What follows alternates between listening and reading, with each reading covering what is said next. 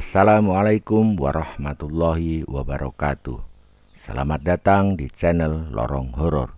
Jangan lupa untuk subscribe channel Lorong Horor, menekan like dan memberikan komen jika Anda sekalian terhibur setelah mendengarkan kisah fiksi horor tulisan Gamal Komandoko yang berjudul Wisma Wingit Witarjo bagian 2.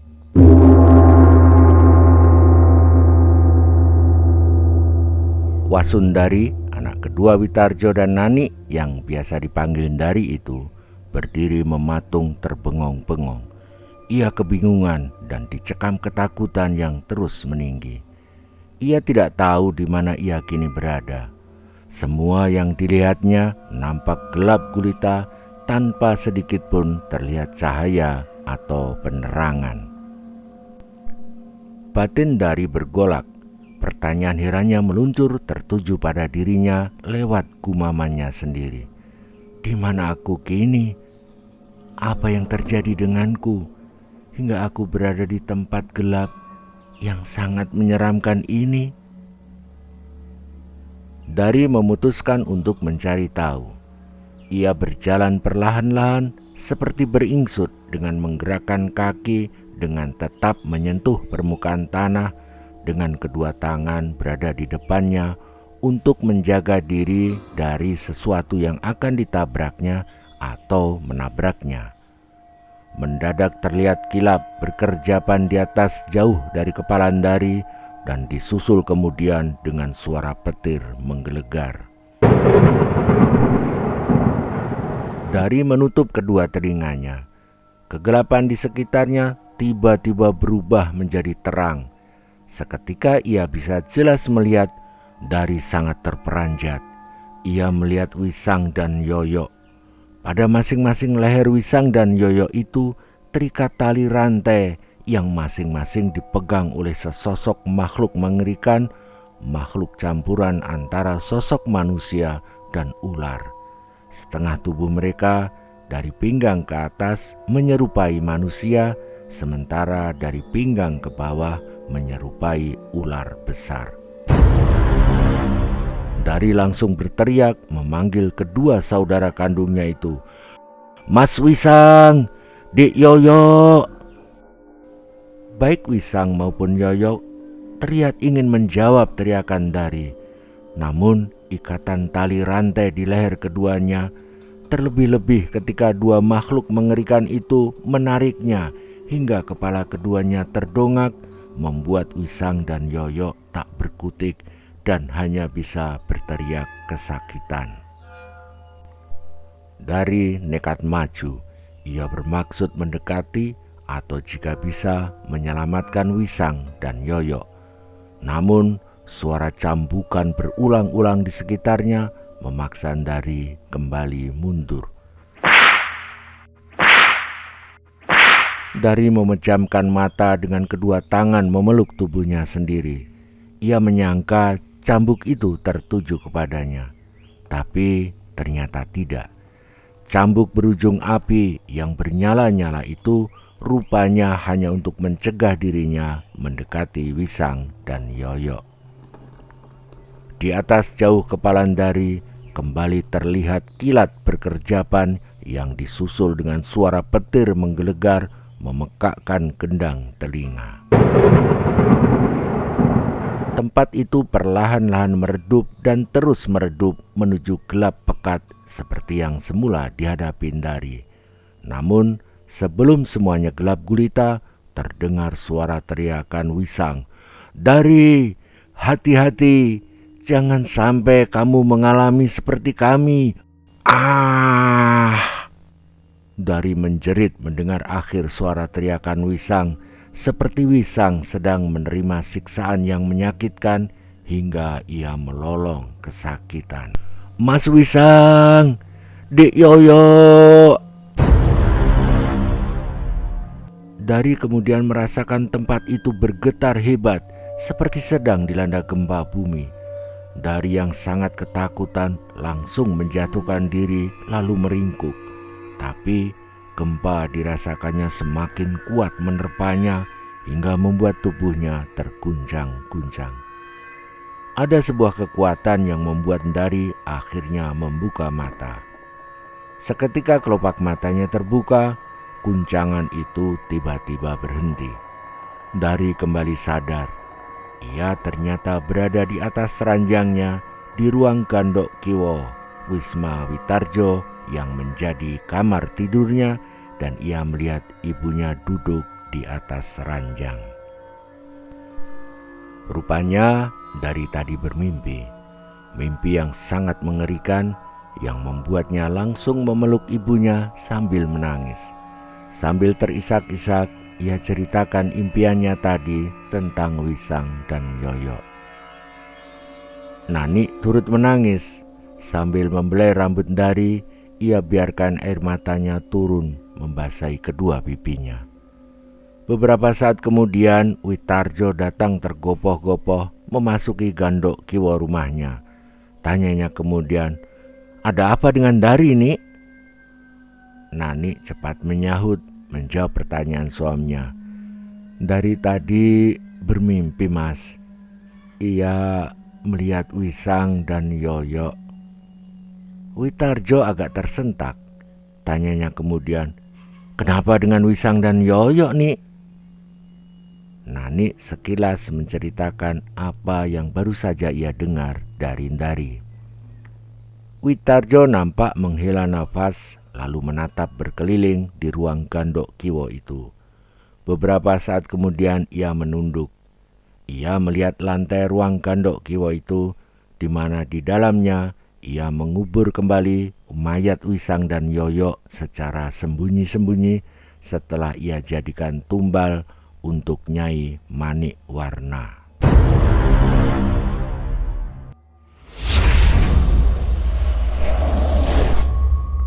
Sejak kembali menghuni Wisma Witarjo setelah selesai dibangun, Nani merasakan banyak kejanggalan di dalamnya. Ada aroma gaib kuat yang bisa dirasakannya, yang membuat bulu kuduknya tiba-tiba berdiri meremang ketika ia berada di beberapa bagian rumahnya itu. Kejanggalan pertama yang Nani lihat adalah lantai tanah pada Gandok Tengen. Ia pernah menanyakan masalah itu kepada suaminya. Witarjo hanya menjawab ringan, "Aku masih memikirkan pola keramik yang sesuai dengan ranjang dan perabotan kamar untuk Ndari nanti, Nik." Jawaban Witarjo itu terdengar ganjil dalam pemikiran Nani. Mengapa Witarjo perlu waktu lama hanya untuk memikirkan keramik ruang Gandok Tengen? Bukankah pola keramiknya bisa diseragamkan dengan pola keramik pada ruang Gandok Kiwo? Namun, jika Nani terus mengejar dengan pertanyaannya, ia yakin suaminya itu akan marah. Maka Nani memilih diam dibanding mendapati kemarahan suaminya itu meninggi. Nani juga heran dengan kebiasaan aneh Witarjo. Setiap 35 hari sekali, yaitu setiap malam Jumat Kliwon, Witarjo akan menyendiri di ruang sentong tengah, dimulai sebelum tengah malam hingga waktu subuh keesokan harinya. Ketika Nani bertanya apa yang dilakukan Witarjo di ruang sentong tengah itu, Witarjo menjawab, "Aku melakukan ritual khusus untuk Dewi Sri. Aku memohon Dewi Sri memberkahi sawah-sawah milik kita hingga bisa menghasilkan panen yang banyak. Bukankah yang kulakukan itu demi kebaikan keluarga kita juga?" Nani lagi-lagi memilih untuk diam dan mengiyakan ucapan suaminya itu. Meski ia heran dan penasaran bagaimana cara suaminya itu melakukan ritual khusus untuk Dewi Sri, karena sepengetahuannya ritual seperti itu belum pernah ia dengar seumur hidupnya. 35 hari setelah Ndari bermimpi bertemu Wisang dan Yoyo di tempat yang sangat menyeramkan, Nani juga bermimpi tentang dua anak lelakinya itu. Ia melihat Wisang dan Yoyo masing-masing dibelit ular besar dan mendapat cambukan terus-menerus dari satu makhluk mengerikan dengan sepasang tanduk besar di kepalanya. Dalam impiannya itu, Nani melihat Wisang dan Yoyo menjerit-jerit, menangis kesakitan, dan memanggil-manggil dirinya serta meminta tolong padanya untuk menyelamatkan mereka. Nani terbangun, terkejut, gemetar ketakutan. Ia lalu duduk di atas ranjang dan menangis terisak-isak. Witarjo yang kaget hingga terbangun paksa langsung bangkit dan menghardiknya. "Apa-apaan kamu ini, Nik? Bangun tidur langsung nangis. Ada apa?" Nani lalu menceritakan impian menakutkannya tadi. Air matanya semakin deras ketika menceritakan bagaimana Wisang dan Yoyo menjerit-jerit, menangis kesakitan, dan meminta tolong padanya akibat dibelit 2 ekor ular besar dan mendapat cambukan tiada henti dari makhluk mengerikan yang memiliki sepasang tanduk besar di kepalanya. Witarjo sesungguhnya terkejut dan mendadak rasa iba dan sedikit penyesalan melintas di hatinya. Namun buru-buru ia babat habis rasa iba dan penyesalannya itu dengan menjawab tegas, "Ah, sudahlah Nik, hentikan tangismu itu. Mimpi itu hanya bunga tidur. Sudah, tidur lagi saja."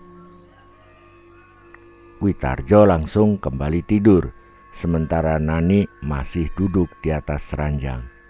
Ia masih tetap menangis, meski sengaja ia tekan agar suara tangisnya tidak keluar. Perlahan-lahan kemudian Nani berdiri dan meninggalkan sentong tengen yang dijadikan ruang tidur untuk suami dan dirinya. Ia akan ke dapur untuk membuat teh panas untuk mengurangi rasa sedih dan gemetar tubuhnya.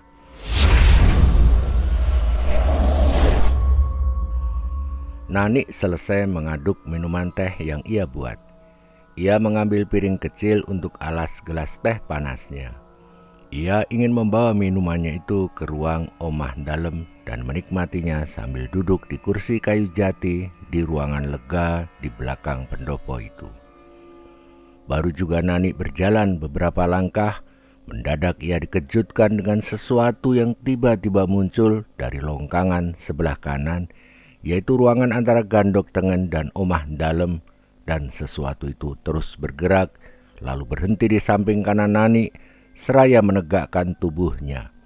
Sesuatu itu adalah ular kobra atau warga desa Kulon Sendang menyebutnya ular dumung yang siap menyerang Nani setelah ular berwarna hitam legam itu mengangkat kepala dan mengembangkan lehernya hingga membentuk tudung atau sendok.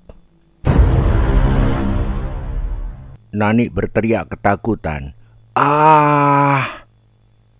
Begitu kaget dan takutnya Nani hingga piring kecil dan gelas berisi teh panas terlepas dari pegangannya, jatuh dan menimbulkan suara yang nyaring. Witarjo datang tergopoh-gopoh sambil membawa kelewang. Ia langsung mendekati Nani. Tanyanya, "Nik, ada apa?"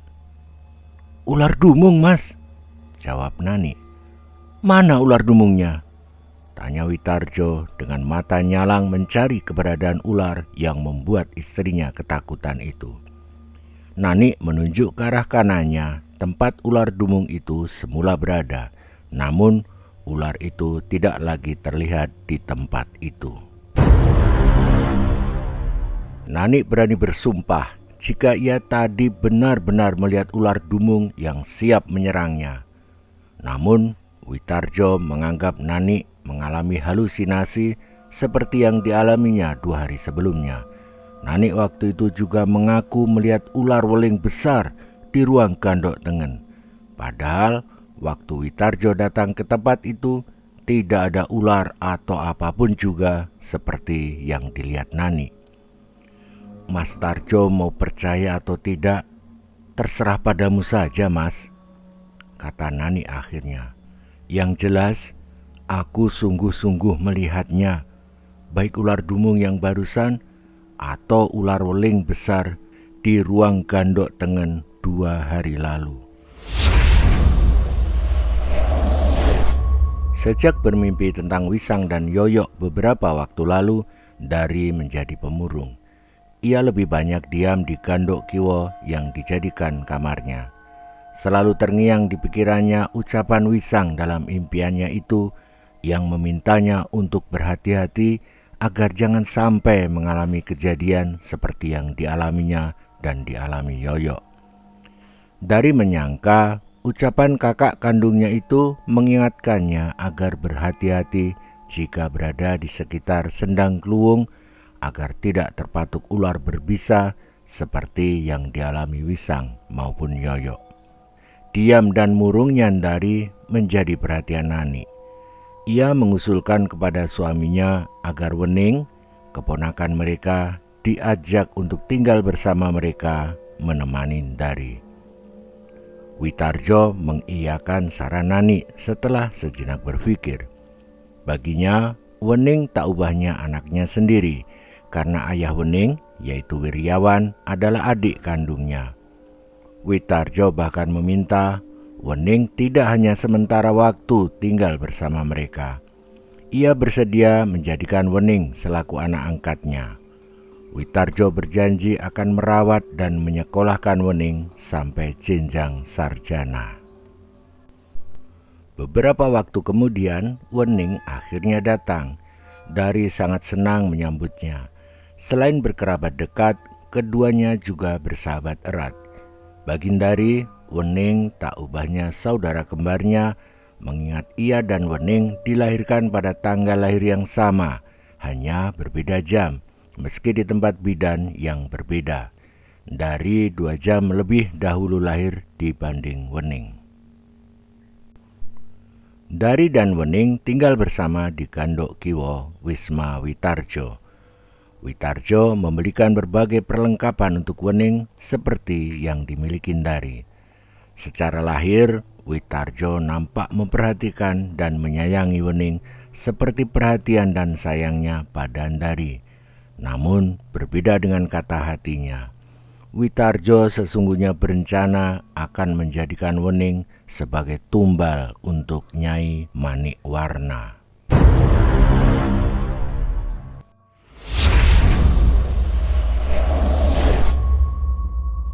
Malam Jumat Kliwon, Witarjo bertemu Nyai Manikwarna dalam ritual seperti biasanya.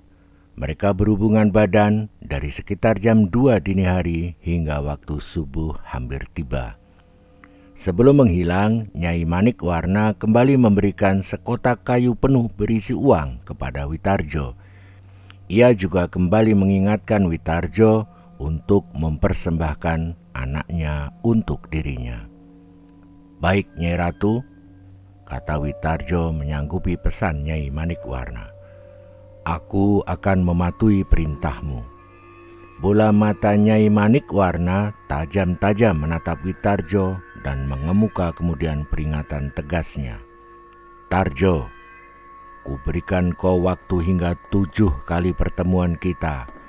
Kau harus sudah mempersembahkan tumbal untukku."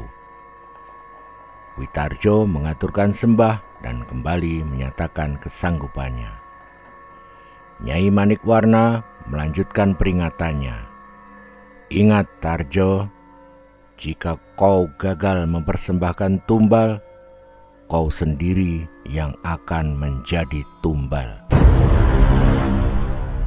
Witarjo menggeretakkan gigi-giginya dan mengepalkan genggaman tangannya untuk menguatkan tekadnya guna memenuhi perintah Nyai Manikwarna. Namun, baru juga ia hendak berujar, Nyai Manikwarna ternyata telah menghilang.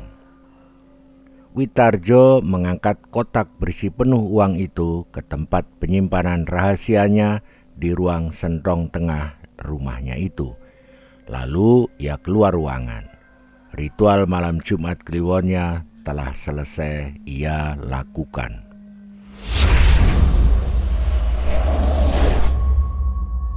Waktu terus berlalu. 6,5 bulan kemudian. Musim kemarau telah berlangsung cukup lama. Hujan tak kunjung datang, hanya mendung yang kadang tiba tanpa meluruhkan air. Cuaca terasa panas, sumur-sumur mengering. Warga desa Kulon Sendang masih bersyukur karena mata air di Sendang Kluwung masih cukup deras mengeluarkan air meski tidak sederas seperti biasanya. Pada hari Minggu siang, Dari dan Wening ke Sendang Kluwung untuk mencuci sekaligus mandi. Sengaja keduanya ke Sendang Kluwung setelah matahari bergerak sedikit ke arah barat, setelah sejenak bertahta di tengah-tengah langit. Waktu seperti itu biasanya Sendang Kluwung agak sepi. Dari dan Wening langsung menuju bilik bambu, tempat yang digunakan warga desa untuk mencuci. Ketika mereka melewati pohon beringin besar yang tumbuh di utara Sendang Kluwung, seekor ular beludak matahari atau ulo wedudak srengenge tiba-tiba muncul dari balik akar pohon beringin, mendekati Wening dan dengan gerakan cepat mematuk betis Wening. Wening berteriak kesakitan. Dari yang mengetahui Wening dipatuk ular berteriak keras-keras meminta tolong. Paidi dan Sutar, dua warga desa Kulon Sendang yang sedang menyabit rumput di dekat Sendang Kluwung, bergegas mendatangi Dari dan Wening. Paidi melihat gerakan ular wedudak srengenge yang merayap cepat mencoba bersembunyi di antara bebatuan. Ia segera mengejar seraya membawa sabit tajamnya, sementara Sutar menolong Wening.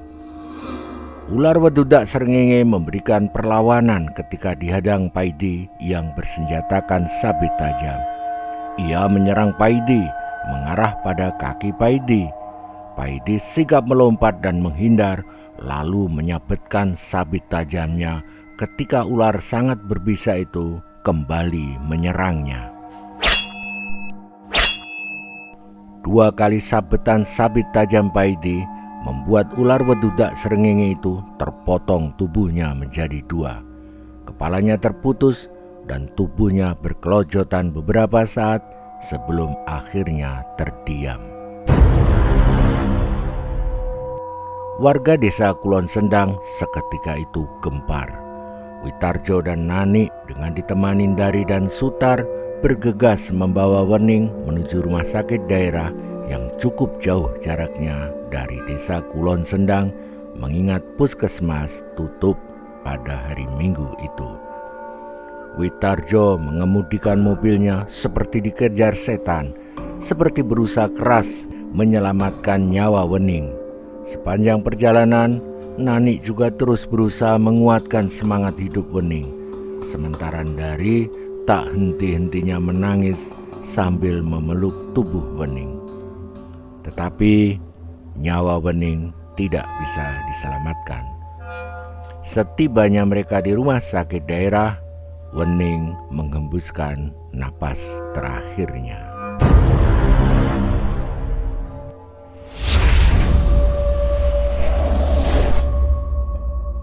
Tak terperikan kesedihan Wiryawan mendapati kematian anak perempuannya itu. Semula ia berniat menguburkan jenazah Wening di pekuburan daerahnya. Namun Witarjo menyarankan dengan sedikit penegasan, jenazah Wening sebaiknya dimakamkan di pekuburan keluarga besar mereka di belakang Wisma Witarjo. Wan, Wening sebaiknya dikuburkan di kuburan keluarga di sini, kata Witarjo.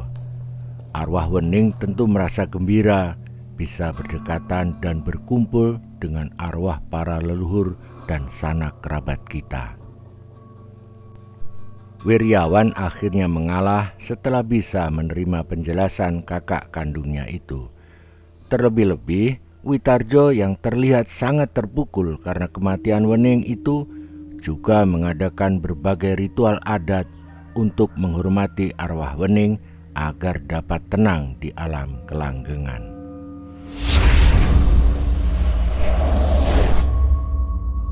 Malam Jumat Kliwon, 40 hari setelah penguburan Wening, Witarjo dengan cerdik mengarahkan agar penguburan mayat Wening bisa tepat waktunya dengan ritual pesugihan yang ia lakukan. Ia juga secara cerdik mengatur agar Nani dan Dari tidak berada di rumahnya ketika ia melakukan ritual pesugihannya. Secara rahasia, Witarjo telah membongkar makam Wening dan memindahkan mayat Wening ke dalam rumahnya di dalam tanah ruangan Gandok Tengen. Ia telah meratakan tanah di tempat itu dan juga membentuk kuburan Wening seperti sebelum ia bongkar.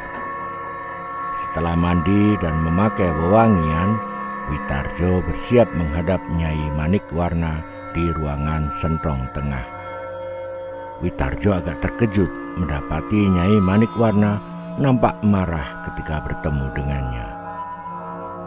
Nyai Manikwarna langsung tegas berujar, "Tarjo, kau gagal memenuhi janjimu untuk mempersembahkan tumbal untukku."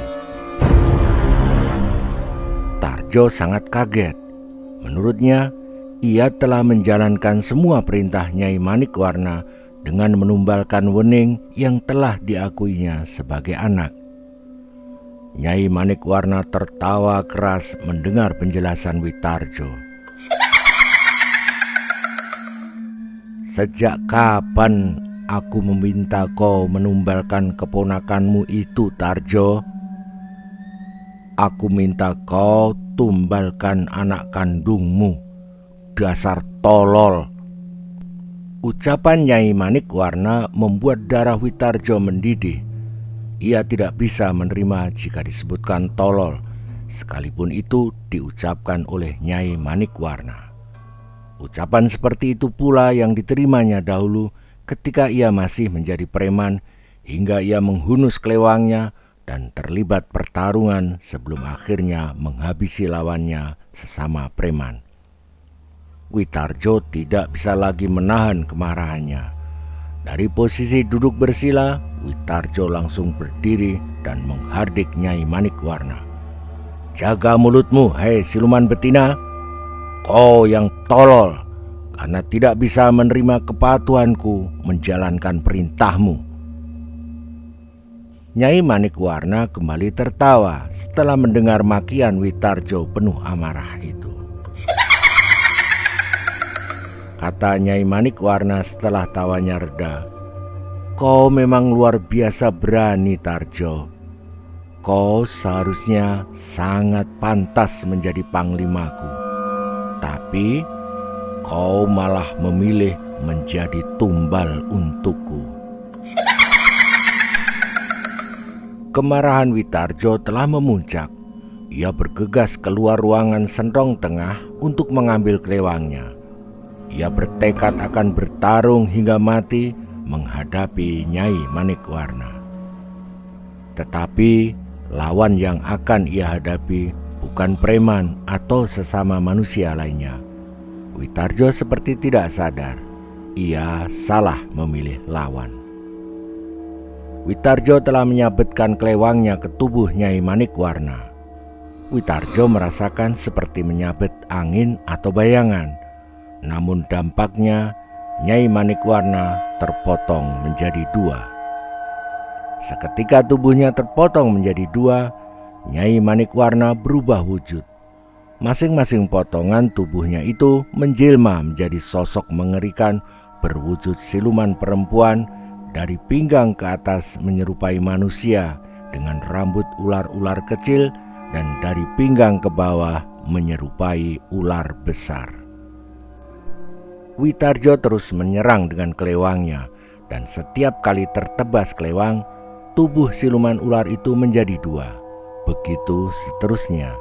Witarjo kelelahan hingga akhirnya ia tewas terbelit ekor siluman-siluman ular.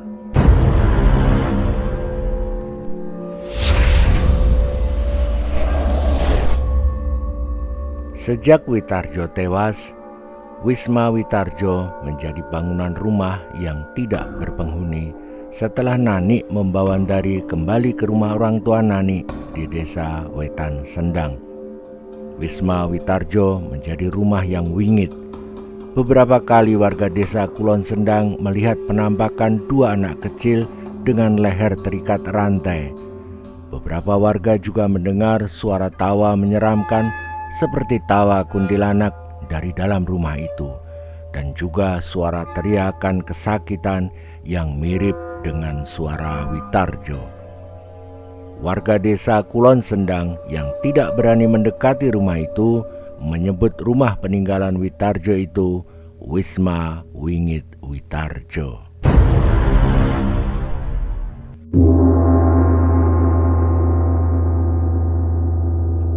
Sampai di sini dahulu cerita Wisma Wingit Witarjo bagian kedua ini. Nantikan kelanjutan kisahnya di video berikutnya. Terima kasih, salam horor, salam lorong horor.